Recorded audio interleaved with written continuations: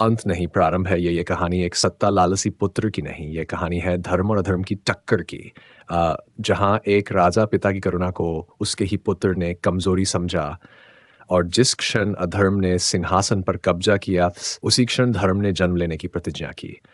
और इस कहने को सुनने के साथ-साथ चैनल को सब्सक्राइब करना ना भूलें, यहाँ कहानी सुनाई नहीं जाती, महसूस की जाती है। चलिए शुरू करते हैं एक ऐसी कहने जो सोचने में मजबूर कर दे देगी, मथुरा नगरी। यदु वंश की गौरवशाली राजधानी। यह वही नगरी थी जहां धर्म, करुणा और न्याय की नींव पर शासन चलता था। राजा उग्रसेन एक ऐसा नाम जो सिर्फ सिंहासन का स्वामी नहीं है, बल्कि प्रजा के हृदय का भी राजा था। उनके शासन में हर प्राणी सुरक्षित था और हर घर में यज्ञ की अग्नि शांतिपूर्वक जलती थी। लेकिन हर युग में एक छाया होती है, एक ऐसा अंधकार जो प्रकाश को निगल जाना चाहता है। उस छाया का नाम था कंस। कंस उग्रसेन का पुत्र, मथुरा का युवराज था, पर स्वभाव से अग्निस्वरूप। वह जितना वीर था उतना ही क्रोधी, अहंकारी और महत्वाकांक्षी।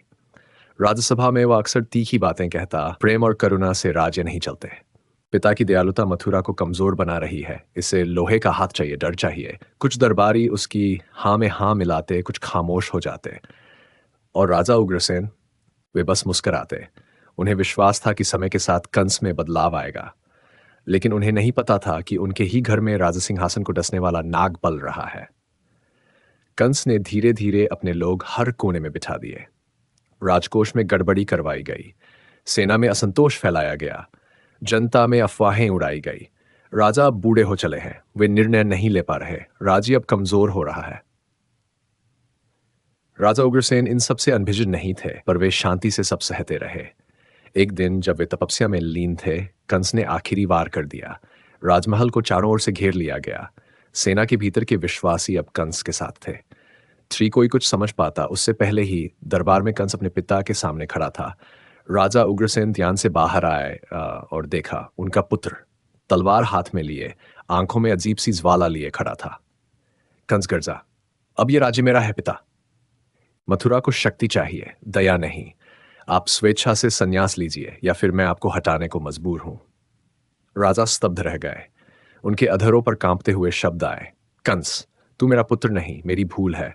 जो पुत्र अपने पिता के जीवित रहते गद्दी पर बैठना चाहे, वह कुल को पतन की ओर ले जाता है। पर कंस अडिग था। उसने पिता को बंदी बनवा दिया और स्वयं मथुरा की राजगद्दी पर बैठ गया।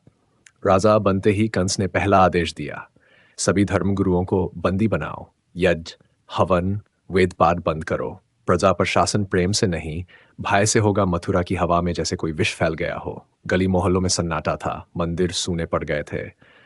धूप और दीपक की जगह अब तलवारों की चमक थी। ये दृश्य जब स्वर्गलोक से देखा गया तो धरती माता कांप उठी। वे ब्रह्मा जी के समक्ष जाकर बोली, हे ब्रह्मा, मेरी छाती पर अब अधर्म का नृत्य हो रहा है। क्या अब भी श्रीहरि शांत रहेंगे? ब्रह्मा जी ने आंखें बंद की और श्री विष्णु की ओर ध्यान केंद्रित किया। धीरे से बोले, अब समय आ गया है, अधर्म की सीमा पार हो चुकी है। अब भगवान को स्वयं अवतार लेना होगा। कंस का अंत निकट है और कृष्ण